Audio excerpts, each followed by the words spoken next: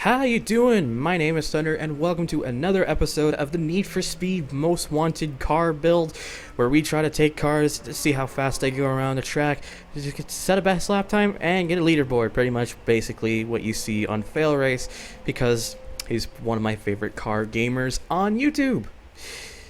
So, if you're calling me basically a copier, you're kind of right, but you're also kind of wrong because this is a different game, but let's not get into that completely.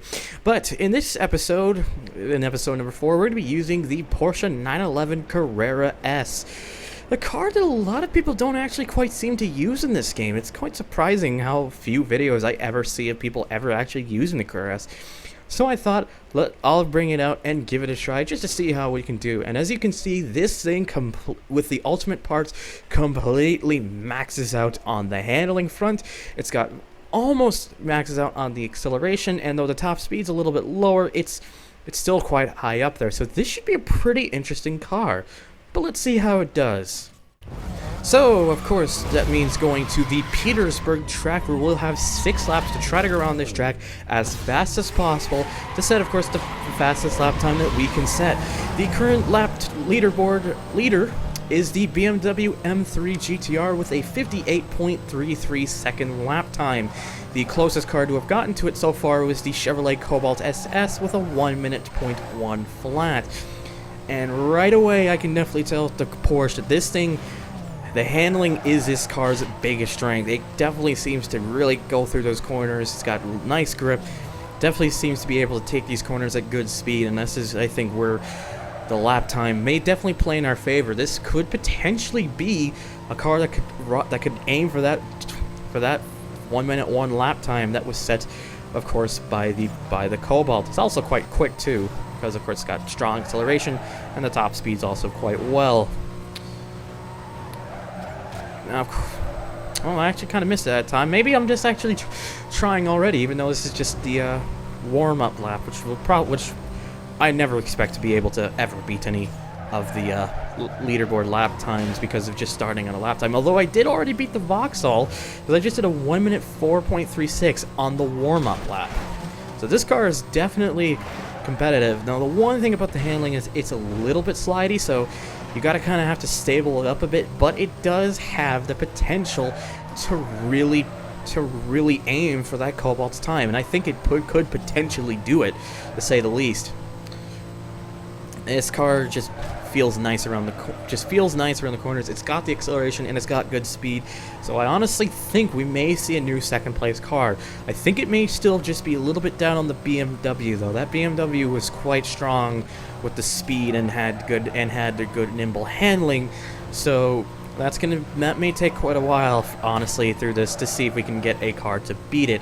But I definitely can tell that this Porsche will probably hit second place. It feels like it can definitely do it.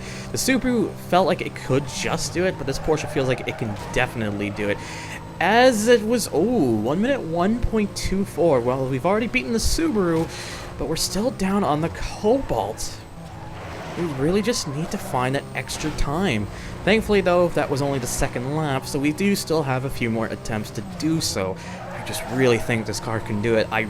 I know that if I just put in the best lap that I can, just put on a really strong lap that I can put on with this car, that it'll probably beat that 1:01 flat. I just feel it in my veins right now. And trust me, I really want to see this car beat it. Because I love Porsches, man. Porsches, they're just really interesting cars to me, and I just think there's the amount of history behind it is just not many cars can say they have that kind of history. Some people don't like the designs because they feel it's a bit lazy, but you know, it's all subjective. I don't personally mind it that much, to be honest. It's a good design, and I think it works. And there we go. We've beaten the Cobalt. We got a 1:13. That is a very good lap from the Porsche. So if I manage to just shake off a little bit more time, I could potentially get this into the under 1 minute section. It's got the potential to do so. I really knew this thing could do it, and it definitely did prove me right. That 1:13 is definitely a very good time for this car. But can we get under 59 into the 59-second zone? Can we do it? can, of course, we do it. I'm really hoping we can. But it's definitely looking possible, of course. This may not be the lap to do it because I did have a little bit of a screw up here, but of course, it's still doing well. This last corner is always a bit tricky to me. Actually, it was really good. 1 minute 0.65. I may just have to brake a little bit. I think if I do that, I may be able to make even faster times. The more I know, huh? But yeah, this Porsche definitely has... I just feel it. I can feel it. I really want to see if I can just get down to that under 1 minute zone because it was so close in that lap where I beat the Cobalt with it. This is a very nice car. I'm very surprised not a lot of people use it. I suppose it's because there's the turbo and there's also the Carrera GT, but this is a very nice car. I'm surprised people don't really use it that much. Kind of disappointed, to say the least. But nevertheless, of course, I'm not them. I don't decide what they drive and yada yada yada. Yeah, this thing, man, I'm quite liking this car quite a bit. I could have done that a little better but whatever. This corner's still a little bit tricky. 59.73. We have done it. That is definitely a very nice sign to see. I really was hoping to see another car early on into this series to be able just to get under 1 minute again, because the Cobalt couldn't do it, the Impreza couldn't do it, and the Monaro certainly couldn't do it. But it's just nice to see that the Porsche is finally the car to break through that sub 1 minute zone.